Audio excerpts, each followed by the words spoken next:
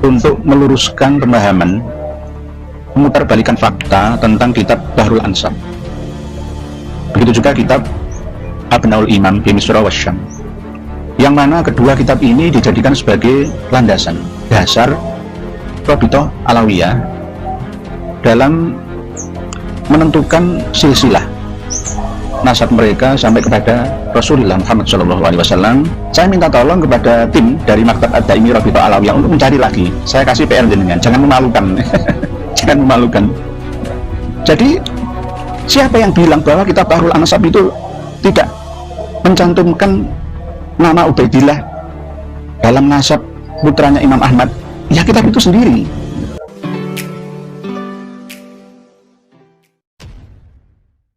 Assalamualaikum warahmatullahi wabarakatuh. Jumpa lagi dengan saya di channel Gagasan Politik 109. Sahabat salam setanah di mana saja Anda berada. Ada hal yang kemudian mengejutkan bagi kita semua. Lagi-lagi polemik terkait dengan habaib ini betul-betul terus-menerus membuka kebukaan. Saling adu argumentasi, rujukan kitab ya sebagai sandaran untuk membangun argumentasinya. Tetapi ada hal yang cukup menarik dari seorang kiai. Tampaknya kiai ini kiai dari daerah yang kemudian dengan lantang, dengan tegas juga sekalipun bahasanya yang begitu lembut dan datar, memunculkan sejumlah referensi-referensi ya, dengan sejumlah kitab-kitab yang terpercaya dan mencoba mengkritisi ya, habis mengkuliti sebuah maklumat yang dikeluarkan oleh ya kalangan habaib Alawiyin ini dan menganggap bahwa ada hal yang janggal di dalamnya.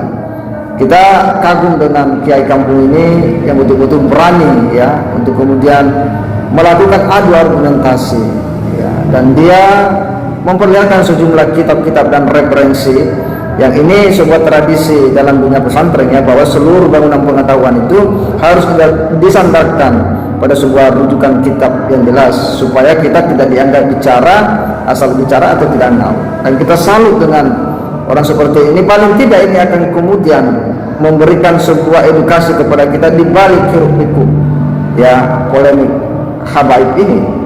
Karena bagi orang awam kita semua tentu membutuhkan sebuah informasi yang valid, sebuah pengetahuan yang betul-betul bersumber dari sebuah referensi kitab ya, yang bisa dipertanggungjawabkan, sebuah pendapat ulama yang bisa dijadikan pegangan, karena ini soal nasab yang disandarkan kepada baginda Nabi Muhammad SAW.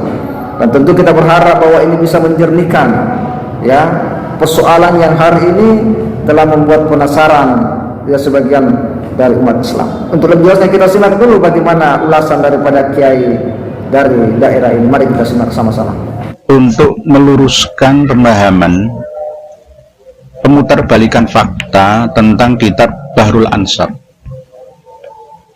Begitu juga kitab Abnaul Imam bi Misra Wasyam, yang mana kedua kitab ini dijadikan sebagai landasan dasar Rabithah Alawiyah dalam menentukan silsilah nasab mereka sampai kepada Rasulullah Muhammad SAW, yang mana menurut mereka Imam Ubaidillah bin Ahmad bin Isa Al-Muhajir itu benar-benar ada.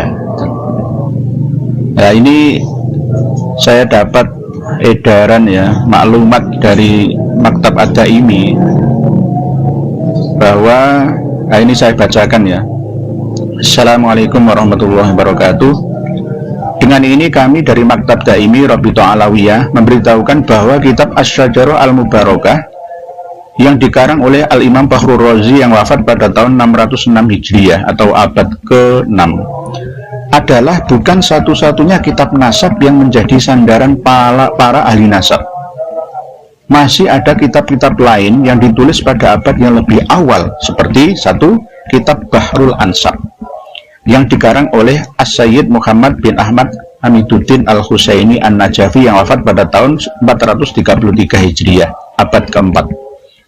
Pada halaman 46 dan 52, beliau telah menuliskan keturunan daripada Isa Ar-Rumi bin Muhammad Al-Azraq atau An-Naqib, yaitu Ahmad dan anak keturunannya disebutkan bahwa nama anaknya salah satunya adalah Ubaidillah. Nah, ini klaim dari Rabithah Alawiyah bahwa Ubaidillah itu ada, bukan fiktif, anak dari Imam Ahmad bin Isa al-Muhajir. Nomor 2 yang dibuat dasar adalah kitab Abnaul Imam fi Misra wa Syam, Al-Hasan wal Husain, yang dikarang oleh Abil Muammar Yahya bin Muhammad bin Al-Qasim Al-Husaini Al-Alawi, yang dikenal dengan nama Ibnu Toba, yang wafat pada tahun 478 Hijriah atau abad keempat. Pada halaman 167 sampai 169, beliau menuliskan tentang keturunan Ja'far bin Muhammad Al-Baqir bin Ali Zainal Abidin, dan menuliskan Ubaidillah bin Ahmad Al-Muhajir bin Isa bin Muhammad bin Ali bin Ja'far Shadiq. Semoga tulisan ini dapat menjadi masalah keturunan dari Ubaidillah atau Abdullah bin Ahmad Al-Muhajir bin Isa Ar-Rumi bin Muhammad An-Naqib bin Ali Al-Uraidi. Atas perhatiannya dan pemahamannya kami ucapkan terima kasih. Wassalamualaikum warahmatullahi wabarakatuh. Jakarta, tanggal 8 November 2022. Hormat kami Maktab Daimi Rabithah Alawiyah, tertanda Ketua Harian Ahmad Muhammad Al-Attos, Sekretaris Muhammad Bakir Al-Haddad. Ini saya luruskan bahwa kitab Bahrul Ansab yang dikarang ya oleh Imam Ahmad Amimuddin, ya, Muhammad bin Ahmad bin Amiduddin Ali Al-Husaini An-Najafi, itu hidup pada abad ke-10. Tolong dibuka kitab Tobaqatun Nasabin halaman 162. Tobaqatun Nasabin alias generasi ke generasi, dari generasi ke generasi pakar nasab, mulai abad pertama Hijriah sampai abad 15 sekarang. Semuanya lengkap di sini. Termasuk ini biodata dari pengarang kitab Bahrul Ansab yang katanya meninggal wafat pada tahun 433 Hijriah. Belum lahir aja belum ya, sudah mati. Jadi Imam Muhammad bin Ahmad bin Amiduddin, nah ini pun salah kok, As-Said Muhammad bin Ahmad, Ahmad bin Amiduddin, bukan Muhammad bin Ahmad Amiduddin.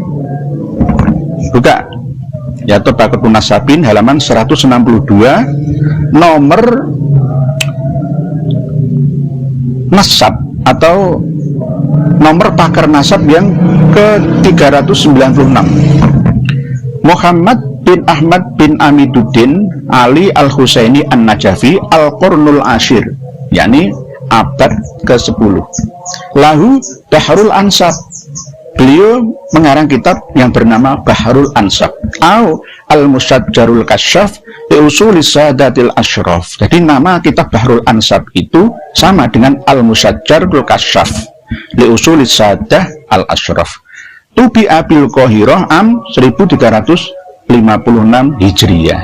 Jadi kitab pertama yang dicetak, ya, kitab Bahrul Ansab pertama dicetak itu di Kairo pada tahun 1356 alias abad ke-14 Hijriah. Nah, di sini di maklumat Maktab Ad-Daimi ini jelas tidak cocok. Jadi saya minta tolong kepada tim dari Maktab Ad-Daimi Rabithah Alawiyah untuk mencari lagi. Saya kasih PR jenengan, jangan memalukan. Jangan memalukan. Jadi siapa yang bilang bahwa kitab Bahrul Ansab itu tidak mencantumkan nama Ubaidillah dalam nasab putranya Imam Ahmad? Ya kitab itu sendiri. Jadi di muqaddimahnya atau at-tahqiq, muqaddimatut tahqiq halaman 11 kitab Bahrul Ansab, ya, itu ada keterangan bahwa wa'tamadal mu'allifu fi kitabihi hadza, dan mu'allif pengarang kitab Bahrul Ansab ini bertendensi, ya, pada hadza katsiran ala kitab Umdatut Thalib. Jadi kitab Bahrul Ansab itu mengambil ibarat-ibarat dari kitab Umdatut Thalib ini. kitab Umdatul Thalib ini yang mengarang Ibnu Ambah. Ibnu Ambah ini lahir pada tahun 738 Hijriah dan wafat pada tahun 828 Hijriah. Abad ke-9. Umdatul Thalib ini dicantumkan ke dalam kitab Bahrul Ansab untuk mentahqiq redaksi aslinya. Jadi redaksi aslinya itu ya berupa manuskrip tulisan tangan ya, jadi dicetak pertama kali di Kairo pada tahun 1356 Hijriah. Jadi tolong dikoreksi lagi bahwa As-Sayyid Muhammad bin Ahmad bin Amiduddin, bukan As-Sayyid Muhammad bin Ahmad Amiduddin. Muhammad bin Ahmad bin Amiduddin Ali Al-Husaini An-Najafi ini hidup pada abad ke-10 alias antara tahun 900 ya. Beliau meninggal pada tahun 967 Hijriah. Kok ini meninggal pada tahun 437 Hijriah ini piye toh? Orang lahir aja belum kalau sudah mati itu gimana? Ya. Dan di situ tidak ada yang namanya tercantum Ubaidillah, nggak ada. Jadi saya ulangi lagi, mukaddimahnya At-Tahqiq. At-Tahqiq itu yang menyalin ya kitab aslinya Bahrul Ansab ya, Al-Mustadarul Kasyaf itu disalin lagi oleh para pengarang ya pada abad setelahnya, dan para pengantar ya yang menahqiq kitab ini sendiri sudah berkata jelas bahwa kitab ini berdasarkan referensi dari kitab Umdatul Thalib karangan Ibnu Ambah ini. Wa naqala ibaratin katsiratin minal umdah. Jadi muallif Syekh Ahmad bin Amiduddin ini mengambil ya banyak sekali ibarat atau takbir-takbir dari kitab ini. Min duni tasrihi bin naqli anhu, tanpa menjelaskan secara jelas bahwa beliau mengambil takbir dari kitab ini. Jadi diklaim itu ibarat atau takbirnya sendiri. Ini sudah jujur beliau ini. Wa aktsaru ibaratil muqaddimati ma'khudatun min muqaddimati Umdatul Thalib, sama. Jadi muqaddimah-muqaddimah yang ada di dalam kitab Bahrul Ansab itu diambil dari kitab muqaddimahnya Umdatul Thalib karangan Imam Ibnu Ambah. Jadi salah telak kalau kitab Bahrul Ansab dijadikan sebagai rujukan bahwa Imam Ubaidillah itu ada. Lah Imam Ubaidillah itu ada ya, itu baru muncul ketika redaksi aslinya, manuskrip aslinya itu dikoreksi, diorek-oreki gitu. Pada salinan abad ke-12 sampai ke-13 Hijriah baru ada tampil nama pertama Abdullah, baru difahami ya, dimanifestasikan sebagai Ubaidillah, ditafsiri sendirilah gitu. Jadi harusnya manuskrip asli itu nggak boleh dihilangkan, sama seperti kitab Silsilatul Silsilah Al-Alawiyah.